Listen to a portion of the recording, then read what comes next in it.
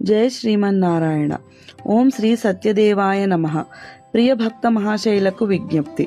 మన విజయనగరం గాజుల రేగలో వేంచేసి ఉన్న శ్రీ శ్రీ శ్రీ రమాసహిత సత్యనారాయణ స్వామి వారి ఆలయంలో ఈ నెల 30వ తారీఖు మంగళవారం నాడు ముక్కోటి ఏకాదశి లేదా వైకుంఠ ఏకాదశిని పురస్కరించుకొని ఉత్తర ద్వార దర్శనం ఏర్పాటు చేయడం జరుగుతుంది.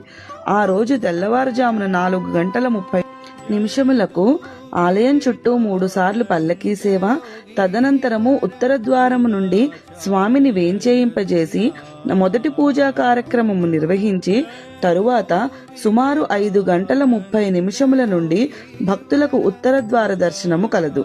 అందువలన అవకాశము ఉన్న భక్తులందరూ కూడా స్వామివారి యొక్క పల్లకీ సేవలోనూ మరియు ఉత్తర ద్వార దర్శనములోనూ పాల్గొని ఆ స్వామివారి పరిపూర్ణ అనుగ్రహానికి పాత్రులవుతారని కోరుచున్నాము.